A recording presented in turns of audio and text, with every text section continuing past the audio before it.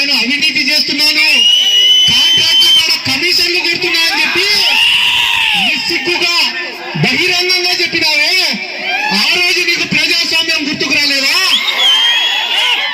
మా నాయకుడు వైఎస్ జగన్మోహన్ రెడ్డి గారు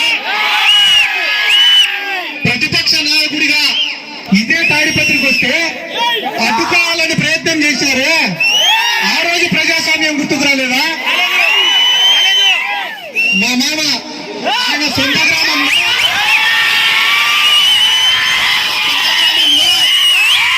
తిమ్మంపల్లెలో ఆయన పని ఆయన చేసుకుంటా, ఆయన కుటుంబంతో ఆయన ప్రశాంతంగా ఉంటే పార్టీ ఆఫీస్ తెచ్చి ఆ గ్రామంలో కొట్లాటలు పెట్టాలని చూశారు, ఆ రోజు మీకు ప్రజాస్వామ్యం గుర్తుకు రాలేదా? ఈ రోజు పెద్దారెడ్డి దెబ్బకు ప్యాంటు జరుపుకొని ప్రజాస్వామ్యం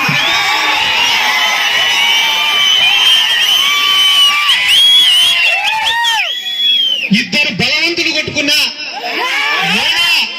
ఇద్దరు సమఉచ్చీలు కొట్టుకున్నా దాన్ని ఫ్యాక్షన్ అని అంటారు. కానీ ఒక బలవంతుడు ఒక బలహీనుడి పైన పెత్తనం చేస్తే దాన్ని రాచరికం అంటారు.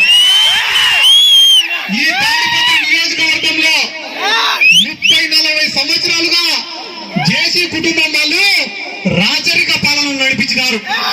కానీ పెద్దారెడ్డి గారు ఎమ్మెల్యే అయిన తర్వాత ఈ తాడిపత్రిలో ప్రజాస్వామ్యాన్ని తిరిగి నెలకొల్పినారు.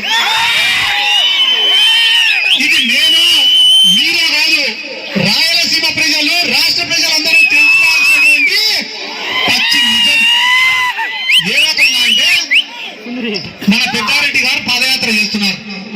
పాదయాత్ర చేస్తుంటే రాష్ట్రంలో ఉండే మంత్రులు, జిల్లాలో ఉండే ఎమ్మెల్యేలు, నాలాంటి యువకులు, పక్క జిల్లాలో ఉండే నాయకులు అందరూ కూడా వచ్చి ఆయనకు మద్దతు తెలిపిపోతారు.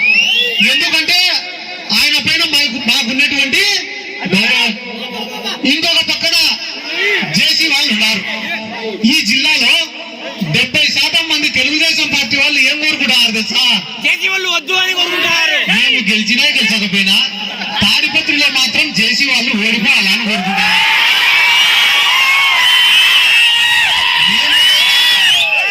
తెలుగుదేశం పార్టీ వాళ్ళు కోరుకుంటారు. ఎందుకు కోరుకుంటారో తెలుసా? మేము చెప్పిందే వేదం, మేము చేసిందే చట్టం అనే మనస్తత్వం కాబట్టి, నియంత ధోరణి కాబట్టి ఎవరైనా కూడా మా ముందర చేతులు కట్టుకొని నిలబడాలా, చెప్పులు వదిలేసి నిలబడాలా, తల దించుకొని నిలబడాలని నియంత స్వభావం ఉంది కానీ కాబట్టి. ఇంకో పక్కన మన పెద్దారెడ్డి గారు పిల్లోడైనా పెద్దోడైనా ఎవరినైనా కూడా గౌరవించి దగ్గరకు తీసుకునే ఉండే మనస్తత్వం మన పెద్దారెడ్డి అన్నది. ఆయన కూడా ఏం చెప్పినాడు? చాలా గొప్ప మాట చెప్పినాడు. మన పెద్దారెడ్డి గారు కూడా దేశీ కుటుంబానికి చాలా పెద్ద మాట చెప్పినాడు. ఒరే, నష్టపోతే నీ కుటుంబం అన్నా నష్టపోవాలా,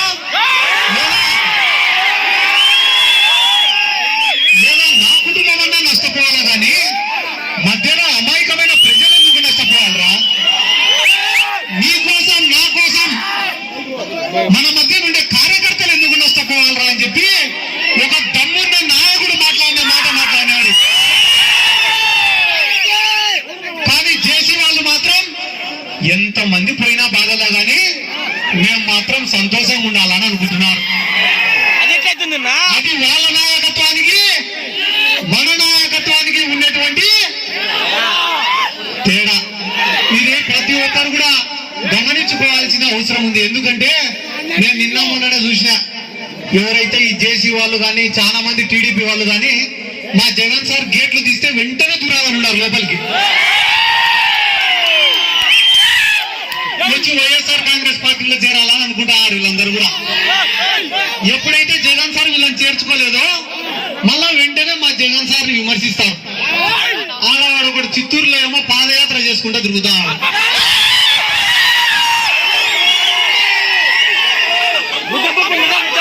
పాదయాత్ర చేసుకుంటూ తిరుగుతా జగన్మోహన్ రెడ్డి నీకు రాయలసీమ పౌరుషం ఉంది అని అడుగుతున్నారు. జగన్మోహన్ రెడ్డి పౌరుషం గురించి తెలియాలంటే రాయలసీమలో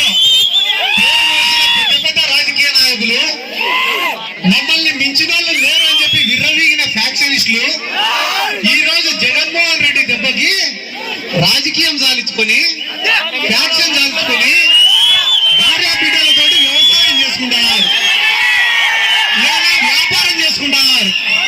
ఆ రెండు చేత కాకపోతే దుప్పట్లు కప్పుకొని పడుకొని ఉన్నారు. పోయి వాళ్ళని అడిగితే చెప్తారు జగన్మోహన్ రెడ్డి పౌరుషం ఏందనేది. అంతెందుకన్నా నిన్న మొన్నటి వరకు చంద్రబాబు నాయుడికి కుప్పం ప్రజలే కనపడలే. కుప్పం ప్రజలకు ఏముంది లేరా, సచ్చినట్టు నాకే ఓటేస్తారని చెప్పి ఒక చులకన భావన.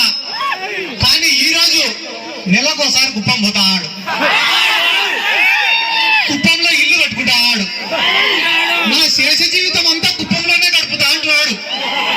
కుప్పం ప్రజలారా మీరే నాకు దిక్కు అంటున్నాడు. చంద్రబాబుకు కుప్పం ప్రజల విలువ తెలిసేటట్టు చేశాడు చూడు, అదే జగన్మోహన్ రెడ్డి పౌరుషం. మన రాష్ట్రంలో దాదాపుగా 175 నియోజకవర్గాలు ఉన్నాయి. ఈ 175 నియోజకవర్గాలలో దాదాపుగా ఒక 75 నుంచి 80 నియోజకవర్గాలలో తెలుగుదేశం వాళ్ళకి అభ్యర్థులు లేరు. ఈ రాయలసీమలో 52 నియోజకవర్గాలు ఉన్నాయి. ఈ 52 నియోజకవర్గాలలో ఒక 30 నియోజకవర్గాలలో టీడీపీ వాడు బీఫామ్ ఇస్తామన్నా తీసుకునే పరిస్థితి లేదు. ఏరా రేపు ఎలక్షన్ వస్తే నామినేషన్ వేస్తావా అని ఎవరైనా టీడీపీ వాడిని అడిగితే ఎందుకురా వేయడం లెక్క బొక్క అంటున్నారు. తెలుగుదేశం పార్టీ అనేది ప్రజల్లో లేదు. ఎక్కడ ఉందిరా తెలుగుదేశం పార్టీ అంటే ఏబిఎన్ ఛానల్లో ఉంది, టీవీ5 ఛానల్లో ఉంది, ఈనాడు పేపర్లో ఉంది, అంతే తప్ప ప్రజల్లో లేదు. కానీ గడప గడపకు వైఎస్ఆర్ కాంగ్రెస్ పార్టీ ఉంది, పాదయాత్రలలో వైఎస్ఆర్ కాంగ్రెస్ పార్టీ ఉంది, సంక్షేమ పథకాలలో వైఎస్ఆర్ కాంగ్రెస్ పార్టీ ఉంది, ప్రజల గుండెల్లో వైఎస్ఆర్ కాంగ్రెస్ పార్టీ ఉంది. మీరందరూ కూడా గమనించండి. ఇంకా ఎన్నికల దగ్గరకు వచ్చినాయి, కేవలం 1 సంవత్సరం రోజులు మాత్రమే ఉన్నాయి ఎన్నికలకి. ఇంకా ఎన్నికలకు దగ్గరకు వచ్చే కొద్దీ ఏం చేస్తారా తెలుగుదేశం వాళ్ళంటే రోజు మీడియా ముందుకు వచ్చి మాట్లాడతారు, రోజు మమ్మల్ని తిడతారు, డబ్బుల ప్రలోభాలు పెడతారు. ఇంకా మీలాంటి నియోజకవర్గాలలో అయితే ఇదొక్కటే మాకు చివరి ఎన్నికలు, ఒక్క ఛాన్స్ ఇవ్వండి, ఒక్క ఛాన్స్ అని అడుగుతారు. గ్రామాలలో కుట్లాటలు పెట్టి గ్రూపులు తయారు చేయాలని చూస్తారు. కాబట్టి ఏ నిర్ణయం తీసుకున్నా కూడా 1కి 10 సార్లు ఆలోచన చేసి నిర్ణయం తీసుకోండి. ఎందుకంటే ఈ పక్కన మా పెద్దారెడ్డి మామ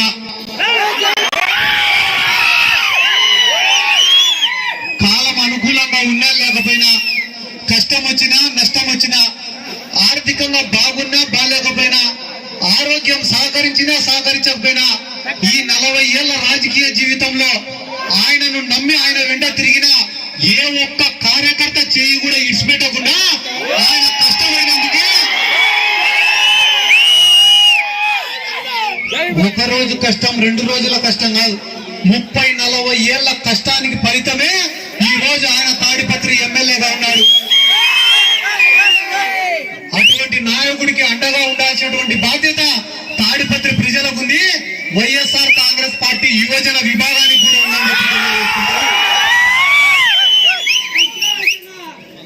ఒకటే మాట చెప్తున్నా అందరికీ కూడా, నెక్స్ట్ ఎలక్షన్స్ లో అనంతపురం జిల్లాలో మొట్టమొదట గెలిచే సీట్ ఏదన్నా ఉంది అంటే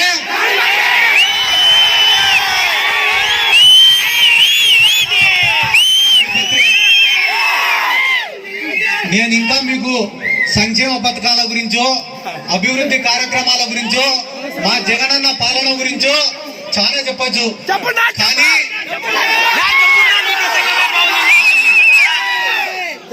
మా ఊరు కూడా ఉందన్న, ఆ ముచ్చుమారి గ్రామం ఉంది. ఈడ మీకు ఎట్టయితే గానా శివ తాడిపత్రి శివ తాడిపత్రి శివ తాడిపత్రి అని ఒక ఆయన తిరుగుతాడు, 40-50 మంటలు చేసింటాడు. చేసి ఆయన కూడా ప్రతి గడప కాడికి పోయేది save Muchumarri save Muchumarri save Muchumarri అంటే మా ఊరు ముచ్చుమర్రి. ప్రతి గడప కాడికి పోయేది సేవ్ ముచ్చుమర్రి సేవ్ ముచ్చుమర్రి అంటే పాపం పిల్లలకు తెలియదు కదా, ఈయన సేవ్ ముచ్చుమర్రి అంటే ఆడు ఏమన్నా సిద్ధార్థ రెడ్డి గారు ఏమన్నా గుండానా అని పిల్లలందరూ కూడా దర్శన ముసలిళ్ళకి అందరికి ఆయన చరిత్ర తెలుసు.